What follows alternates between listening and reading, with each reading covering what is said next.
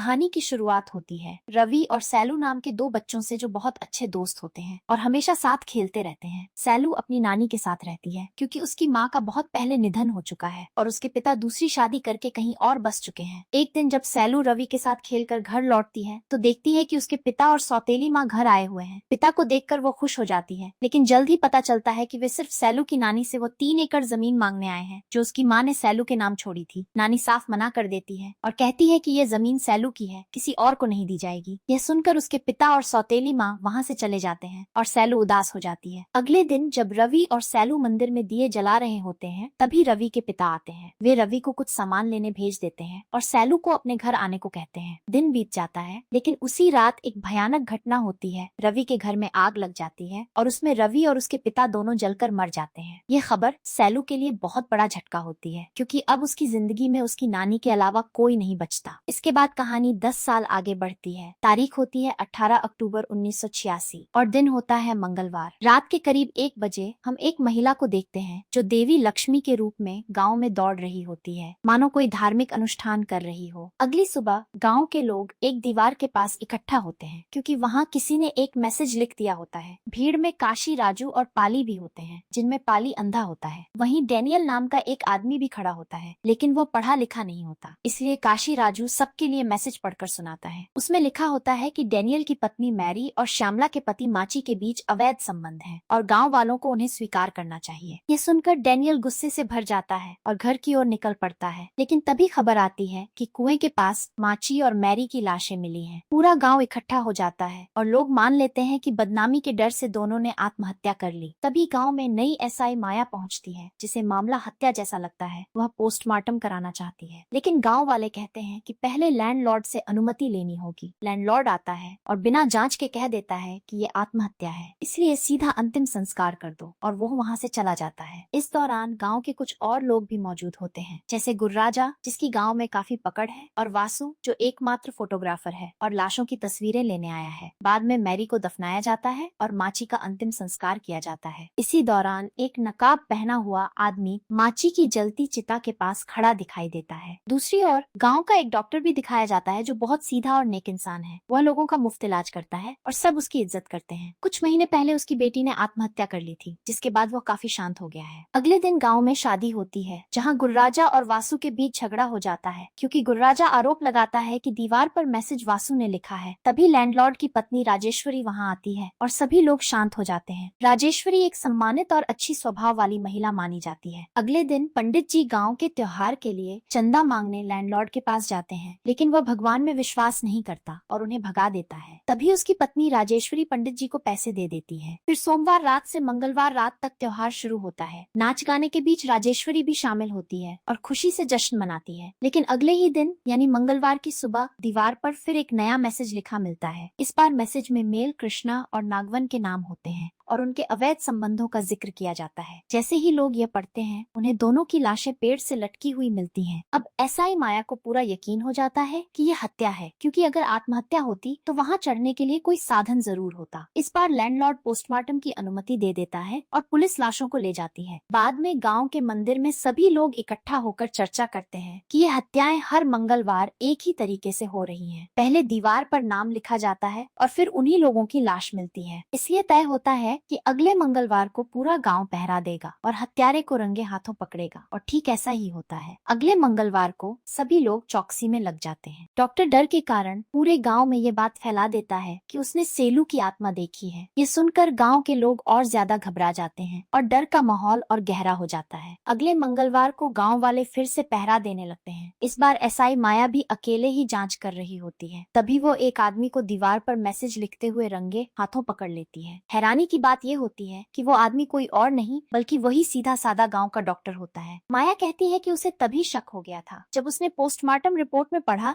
कि मरने से पहले सभी लोगों को एनेस्थीसिया दिया गया था और गांव में डॉक्टर सिर्फ वही है। ऊपर से उसी ने ये अफवाह भी फैलाई कि उसने कुएं के पास सेलू की आत्मा देखी है। ये बात उसे झूठी लगी, इसलिए वो उसका पीछा करते हुए यहाँ तक पहुँची। अब जब वो पकड़ा गया है तो उसे शांतिपूर्वक साथ चलने को कहती है, वरना गाँव वाले उसे मार डालेंगे। लेकिन डॉक्टर मौका देखकर एसआई माया को बेहोश कर देता है है। जब माया होश में आती है तो डॉक्टर एक बड़ा राज खोलता है। वो बताता है कि वो गांव वालों को सेलू के लिए मार रहा है। उसके साथ बहुत गलत हुआ था और वो उसी का बदला ले रहा है। इसके बाद कहानी 1.5 साल पहले की दिखाई जाती है। उस समय सेलू बड़ी हो चुकी थी और बहुत सुंदर थी, इसलिए गाँव के आदमी उसे घूरते रहते थे। उसका बचपन बहुत दर्द भरा था। उसकी माँ नहीं थी, पिता ने उसे छोड़ दिया था और वो अपनी नानी के साथ रहती थी। उसका एक दोस्त भी जलकर मर गया था। किसी तरह वो खुद को संभाल रही थी। कॉलेज जाने पर उसे अपने प्रोफेसर से प्यार हो गया और दोनों साथ रहने लगे। लेकिन कुछ समय बाद उसे पता चला कि प्रोफेसर ने किसी और से शादी कर ली है। जब उसने उससे सवाल किया तो उसने साफ कह दिया कि उसने सिर्फ उसका इस्तेमाल किया था, कभी प्यार नहीं किया। टूटी हुई सेलू जब घर पहुंचती है तो देखती है कि उसकी नानी भी मर चुकी है। अब वो पूरी तरह अकेली हो जाती है। तभी अगले दिन उसका पिता आता है और उससे 3 एकड़ जमीन मांगता है जो उसकी माँ ने उसके नाम की थी। गुस्से में आकर सेलू वह जमीन भी उसके नाम कर देती है। अब उसके पास सिर्फ एक कुत्ता और उसका घर बचता है और वह अकेले रहने लगती है। लेकिन धीरे धीरे उसका व्यवहार बदलने लगता है। वह गांव के हर आदमी के साथ संबंध बनाने लगती है और खुद को रोक नहीं पाती। इससे उसकी छवि खराब हो जाती है। कुछ लोग उसका फायदा उठाते हैं और उसे छोड़ देते हैं। वो जिस मिल में काम करती थी वहाँ के मालिक के साथ भी वह संबंध बनाती है, लेकिन बाद में उसे एहसास होता है कि वो गलत कर रही है, इसलिए वो मालिक को मना कर देती है। इसके बाद उसे नौकरी से निकाल दिया जाता है। उसी रात डॉक्टर को वह जंगल में घायल हालत में मिलती है। वो उसका इलाज करता है और जांच में पता चलता है कि सेलू को एक बीमारी है जिसमें व्यक्ति के हार्मोन सामान्य से बहुत ज्यादा होते हैं और वो खुद पर काबू नहीं रख पाता। यह बीमारी उसकी कठिन जिंदगी के कारण हुई थी। डॉक्टर उसका इलाज शुरू करता है। हालांकि इसका पूरा इलाज नहीं था, लेकिन दवाइयों से इसे नियंत्रित किया जा सकता था। एक रात सेलू डॉक्टर से कहती है कि उसका इस दुनिया में कोई नहीं है। गाँव वाले उसे स्वीकार नहीं करते और उसने जिंदगी में सब कुछ खो दिया है। वह खुद जान नहीं ले सकती, इसलिए डॉक्टर से उसे मार देने को कहती है। तब डॉक्टर बताता है कि एक इंसान हमेशा उसके साथ साये की तरह रहा है। वह एक मास्क पहने आदमी को घर बुलाता है जो और कोई नहीं बल्कि उसका बचपन का दोस्त रवि होता है। रवि ने बचपन में देखा था कि उसका पिता सेलू के साथ गलत व्यवहार कर रहा था। गुस्से में उसने अपने पिता को मार दिया और घर में आग लगा दी। सबको लगा कि वो और उसका पिता दोनों मर गए, लेकिन रवि जिंदा था और सालों से छुपकर सेलू के साथ था। अब वह सेलू को प्रपोज करता है और सेलू भी मान जाती है। डॉक्टर, सेलू और रवि तीनों बहुत खुश होते हैं। अगले दिन उनकी शादी होनी थी, लेकिन जब डॉक्टर और रवि सामान लेने बाहर गए होते हैं तब गांव वाले लैंडलॉर्ड को सेलू के बारे में सब बता देते हैं। ये सुनकर उसे गांव से निकाल दिया जाता है। लोग उसे पत्थरों और झाड़ू से मारते हुए बाहर भगा देते हैं। जब डॉक्टर और रवि लौटते हैं तो उन्हें पता चलता है कि सेलू ने कुएं में कूदकर जान दे दी। दोनों टूट जाते हैं, लेकिन बाद में उन्हें पता चलता है कि ये आत्महत्या नहीं बल्कि हत्या थी। असल में 6 लोगों ने मिलकर उसे मारा था। उनमें से 4 को डॉक्टर पहले ही मार चुका था, माची, मैरी, मिल, कृष्णा और नागमणि। अब 2 लोग बाकी थे। वर्तमान में लौटकर माया डॉक्टर की कहानी सुनकर दुखी हो जाती है। उधर लैंडलॉर्ड भी ये सब छुपकर सुन रहा होता है। इसी दौरान खेत में वासु पहरा दे रहा होता है। तभी मास्क पहने रवि आता है और उसे त्रिशूल मारकर खत्म कर देता है। डॉक्टर बताता है कि 5वां आदमी वासु था। जब माया पूछती है कि आखिरी कौन है तो डॉक्टर बताता है लैंडलॉर्ड की पत्नी राजेश्वरी। ये सुनकर लैंडलॉर्ड हैरान रह जाता है। डॉक्टर बताता है कि एक बार सेलू गुंडों से बचते हुए वासु के घर के पास छुपी थी, जहाँ उसने वासु और राजेश्वरी को साथ देखा। दोनों ने उसे देख लिया और राजेश्वरी ने अपने साथियों माची, मैरी, मिल, कृष्णा और नागमणि को बुलाकर तय किया कि सेलू को मार दिया जाए। जब मौका मिला तो उन 6 लोगों ने उसका गला घोंटकर हत्या कर दी और लाश पानी में फेंक दी। डॉक्टर कहता है कि अब सिर्फ राजेश्वरी बची है और उसे मारकर ही सेलू की आत्मा को शांति मिलेगी। लेकिन जब वह लैंडलॉर्ड के घर पहुंचता है तो देखता है कि लैंडलॉर्ड खुद अपनी पत्नी को जिंदा जला रहा है। सच जानकर उसने उसे खत्म कर दिया। गांव वालों की नजर में वह देवी जैसी थी, लेकिन असल में उसके काम गलत थे। इस तरह सेलू को न्याय मिल जाता है। अगले दिन लैंडलॉर्ड गांव वालों को झूठ बताता है कि उसकी पत्नी ने खुद को देवी को समर्पित कर दिया। लोग उसकी और इज्जत करने लगते हैं। एसआई माया सच्चाई जानने के बाद भी डॉक्टर रवि और लैंडलॉर्ड को गिरफ्तार नहीं करती और वहाँ से ट्रांसफर ले लेती है। यह राज सिर्फ 5 लोगों तक ही सीमित रहता है, लैंडलॉर्ड, डॉक्टर रवि, एसआई माया और वो आदमी जिसने सच बताया था। वह 5वां व्यक्ति था अंधा पुली, जो असल में अंधा नहीं था बल्कि नाटक करता था। उसने ही पेड़ के पीछे छुपकर पूरी घटना देखी थी और इसी के साथ फिल्म खत्म होती है। अगर आप मेरे चैनल पर नए हैं तो प्लीज चैनल को सब्सक्राइब करें और बेल आइकन जरूर दबाएं ताकि मुझे आपका सपोर्ट और मोटिवेशन मिलता रहे और मैं आप सबके लिए ऐसे ही बेहतरीन वीडियो लाती रहूं। तब तक के लिए बाय।